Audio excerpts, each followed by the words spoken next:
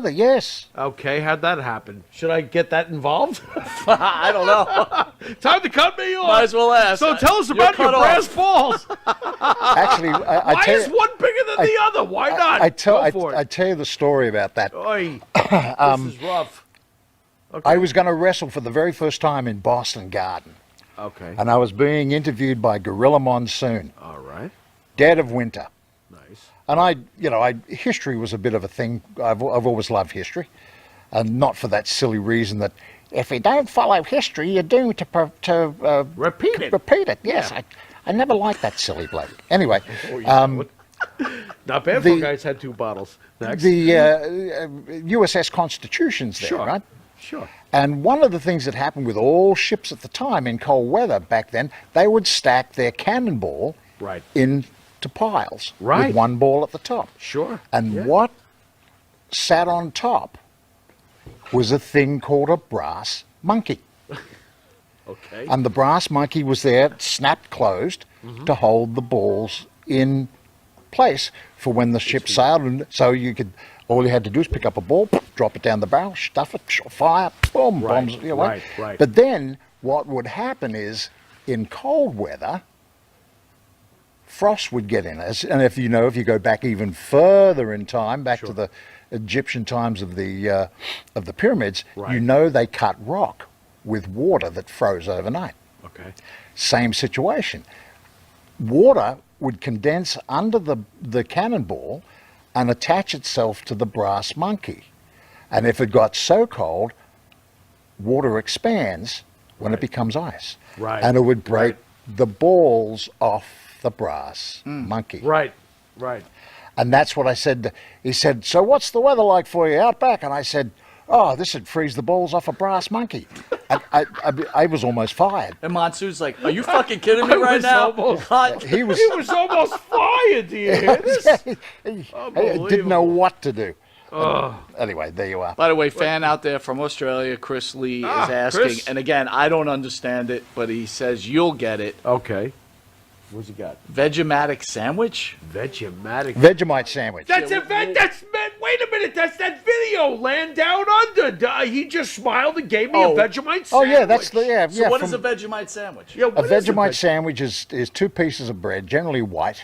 Okay. Not for any reason, but it's What's just white. in this Vegemite sandwich? It is Vegemite itself tastes like beef, like very, very, very thick and reduced. Are you trying beef to stock. tempt me?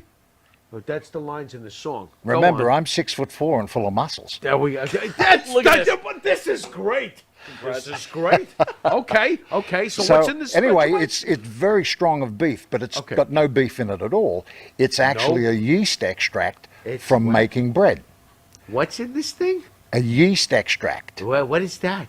It's when you cook something, you get an extract. You yield off It's stuff. an extract sandwich. No, don't be a dope, Pharaoh. For goodness sake, Boy, us Americans are stupid, listen to the rest especially of the when we've story. had a few.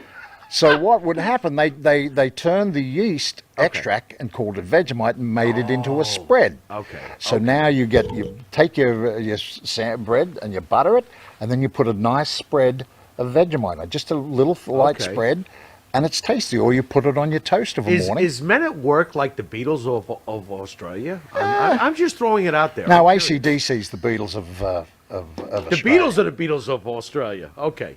No, AC/DC. Dopey. AC/DC. You know what? That's correct. That is correct. AC/DC is like gods in Australia. I'm just listening. That was. Here, What's have the a few matter, more. Monty? There you Haven't go. I spoken just to you listen. enough? I'm lost. I'm lost. We're talking about Can I Vegemite. ask about Killicon? Go ahead, I've ask got a about question Try. here about one of my. Hang on, Monty, try and keep up, mate. Otherwise, there's a trying. little table over in the corner you can sit at. Just give me the dunce hat. I'll just go and walk in the dunce I hat. officially love Outback Jack. Jack, I gotta ask you. Yes. Killicon. Yes. Okay. I loved Killicon. He's one of my early memories. He fought Backlund at the Garden. What was your relationship with Killicon? Can you He tell was me a little bit? dope. He was what? He was a dope. He was a dope. Yeah, the laziest, rough. He's killing biggest, my ugliest legends man here. you'd ever want to meet. I never want to meet Killicon. No, he was just lazy. Why? He wouldn't work. He wouldn't work? No, I mean, I don't think I'm He giving broke away any... Andre the Giant's ankle. What's going on here? I don't remember that. Oh, that was might have been before just you. clumsy. That was before you, to be fair. Okay. Khan and I went around for quite a while. We're trying to get him over to build him up heat for, I think, for him and Hulk somewhere. Yeah, you were getting him ready for Hogan. And Fuji wasn't even impressed with Khan. He was just heavy and lazy. Like, everybody helps everybody when you're going to take somebody out for a body slam. Okay. I mean, it's just the facts. Okay. I mean, I don't think I'm giving away any serious secrets.